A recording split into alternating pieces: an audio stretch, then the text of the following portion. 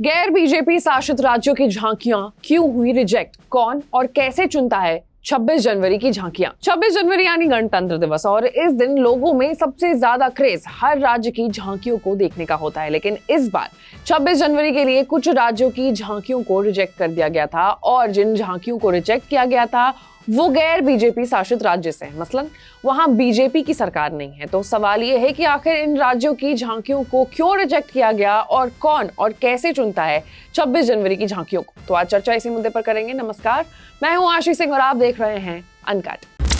तो सबसे पहले खबर क्या है वो जान लेते हैं। तो बात ऐसी है कि 4 राज्य हैं, पश्चिम बंगाल, दिल्ली, पंजाब और कर्नाटक, जिनकी झांकियों को रिजेक्ट किया गया है। और इन तीनों राज्यों में 2 में आप, 1 में टीएमसी और 1 में कांग्रेस की सरकार है। इन राज्यों की झांकियों को रिजेक्ट करने के बाद राजनीति काफी तेज हो गई है। केंद्र सरकार के इस फैसले का कर्नाटक के मुख्यमंत्री ने कन्नड़ लोगों का इसे अपमान बताया है। वहीं पंजाब के सीएम भी इसे पंजाब विरोधी फैसला बता रहे हैं। यही वजह है कि झांकियों के चुने जाने को लेकर एक बार फिर से विवाद शुरू हो गया है। वजह की अगर बात करें तो कर्नाटक, पश्चिम बंगाल, दिल्ली और पंजाब की झांकियों को रिजेक्ट करने के पीछे रक्षा मंत्रालय की ओर से बस 2 लाइन का ही जवाब आया है। रक्षा मंत्रालय का कहना है कि इन राज्यों की झांकी गणतंत्र दिवस परेड 2024 की थीम पर आधारित नहीं थी, इसलिए इन्हें खारिज कर दिया गया।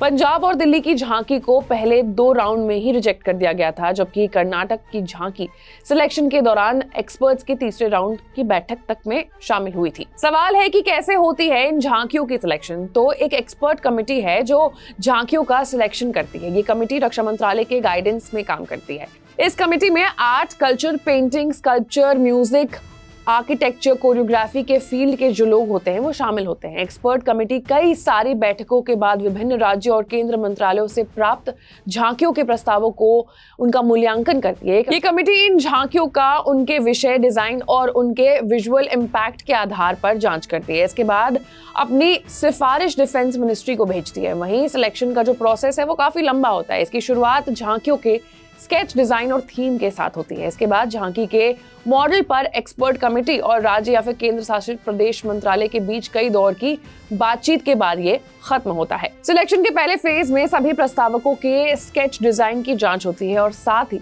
जरूरी होने पर इसमें चेंज के लिए सुझाव भी दिए जाते हैं। एक बार जब कमेटी को स्केच और डिजाइन को मंजूर वो कर देती है तो राज्य को अपने मॉडल का 3D वर्जन लेकर के आने को कहा जाता है। हालांकि मॉडल्स के जो 3D वर्जन को लाने के लिए कहा जाता है, इसका ये मतलब नहीं कि सिलेक्शन हो गया। इसके बाद भी फाइनल चयन के लिए एक्सपर्ट्स कमेटी विभिन्न आधार पर झांकियों को जज करती है। सिलेक्शन प्रक्रिया आमतौर पर 6 से 7 राउंड की बैठक के बाद पूरी होती है। इस दौरान हर स्टेज में कुछ प्रस्तावों को खारिज किया जाता है, वहीं जबकि कुछ को शॉर्टलिस्ट भी किया जाता है। तो कुल मिलाकर बहुत सारे सीरीज ऑफ टेस्ट से गुजरने के बाद 26 जनवरी की जो झांकी है वो तय होती है।